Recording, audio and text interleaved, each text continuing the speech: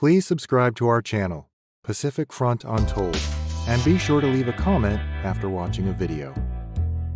Following the fall of Tianjin, foreign troops engaged in widespread looting and destruction throughout the city. It's estimated that thousands of homes and businesses were looted, with valuable items, cultural artifacts, and personal belongings taken or destroyed. Foreign troops from multiple nations participated, taking whatever goods or valuables they could, often transporting them back to their home countries. Major commercial areas, government buildings, and residential quarters suffered extensive damage.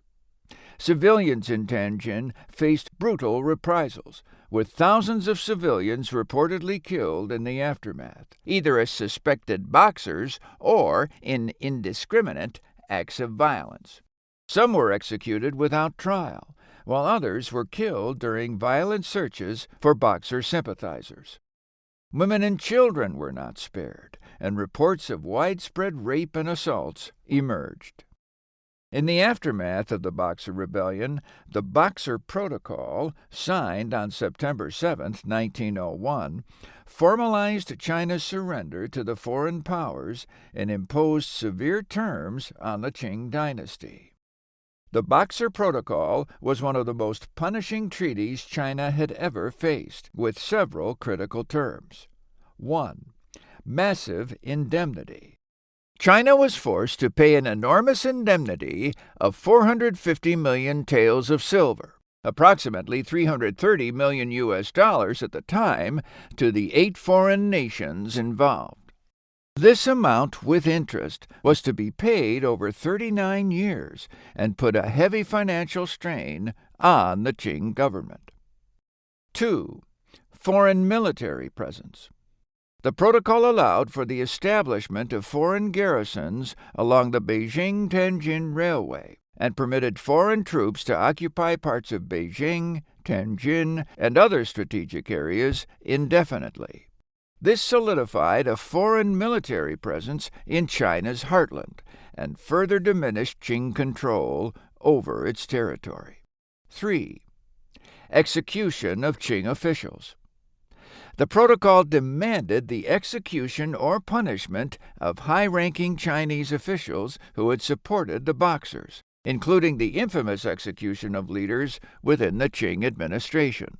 These punitive measures weakened the already fragile Qing bureaucracy and eroded internal loyalty. 4. Ban on anti-foreign societies. The Qing government was compelled to ban and suppress all anti-foreign organizations, including the Boxers, further reducing any organized resistance to foreign influence. 5. Destruction of fortifications. Fortifications at key locations, including Beijing and Tianjin, were destroyed to prevent future military resistance, leaving China vulnerable to foreign encroachment. Following the Boxer Rebellion, Tianjin became the site of even more intense foreign influence. In the aftermath, the city was divided into several concessions controlled by Britain, France, Germany, Italy, Austria-Hungary, Japan, and Russia. Each of these areas operated independently of Chinese law, creating small enclaves that resembled European cities where foreign powers had their legal systems, police forces, and administrative controls. Tianjin's streets became lined with European-style buildings, and these concessions grew into centers of trade, diplomacy, and foreign culture. For the local Chinese population, however, these concessions symbolized humiliation and the loss of sovereignty. The period of foreign occupation transformed Tianjin into a unique blend of cultures, architecture, and economies, but it also deepened the division of the Chinese people and the foreign powers. The resentment born in these years would simmer, adding to the growing nationalist sentiment that would later fuel China's struggle for independence and self-determination. The Boxer Protocol and the loss of Tianjin marked the beginning of the end of the Qing dynasty. Already weakened by years of internal strife, foreign encroachment, and corruption, the Qing faced enormous pressure from both external powers and internal reformist movements.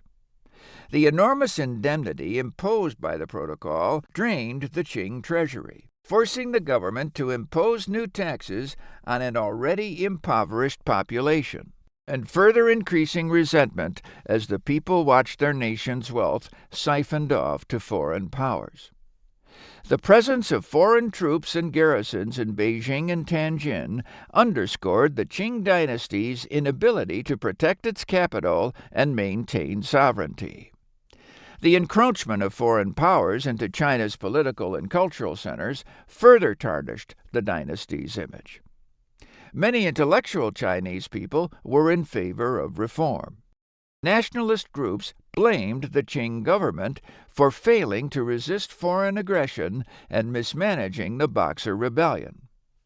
This resentment inspired new revolutionary movements, including the anti-Qing Tongmenghui United League, led by Sun Yat-sen, which sought to overthrow the dynasty and establish a republic.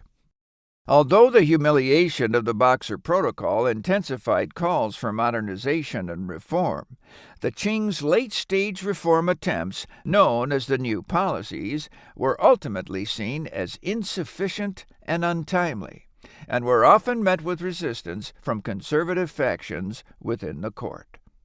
This combination of economic strain, loss of sovereignty, rising anti-Qing sentiment, and failed reforms accelerated the dynasty's collapse and paved the way for the 1911 Xinhai Revolution, which ultimately led to the abdication of the last Qing emperor, Puyi, in 1912, leading to the end of over 2,000 years of imperial rule in China. The Warlord Era dawned quickly on China after the fall of the Qing dynasty. During the Warlord Era, 1916 to 1928, Tianjin became a focal point of political and military maneuvering as various factions vied for control over northern China. The collapse of the Qing dynasty in 1912 and the subsequent fragmentation of authority left China divided among regional warlords, each commanding their respective armies. Tianjin's strategic importance as a port city near Beijing and its role as a hub for commerce and transportation made it a prize for any warlord seeking to consolidate power in the north. During this period, Tianjin was influenced by both domestic warlords and foreign powers controlling their respective concessions. The concessions remained insulated from much of the chaos and allowed them to thrive economically while the surrounding areas became battlegrounds for competing warlords. For much of the 1920s, Tianjin fell under the sphere of influence by Zhang Zuolin, the warlord of Manchuria and the leader of the Fengtian clique, who controlled much of northern China. Zhang utilized Tianjin's strategic location to consolidate his economic and political power. The clique's strength was rooted in the wealth and strategic advantages of Manchuria, a region rich in natural resources such as coal, iron, and agricultural products. This economic base enabled the clique to control vital infrastructure, like the South Manchurian Railway, which further bolstered its power. Militarily, the Fengtian clique maintained a large and modernized army, often equipped with weapons imported from Japan, or purchased through substantial revenues generated from Manchuria's industries.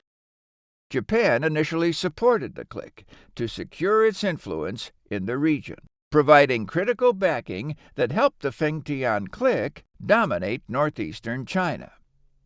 However, as Zhang Zuolin sought greater autonomy, tensions with Japan began to emerge, which led to conflicts that undermined the faction's long-term stability.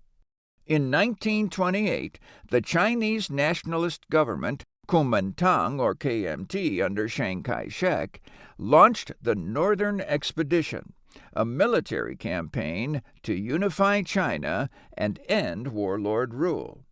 The campaign was successful in pushing back regional warlords like Zhang Zuolin, who was assassinated by the Japanese during his retreat to Manchuria.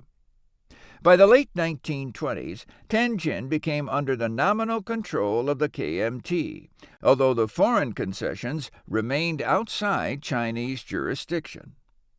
Under KMT rule, Tianjin began to see efforts to modernize the city and reintegrate it into a unified China. However, the KMT's control was tenuous because it faced challenges both from internal divisions and external pressures.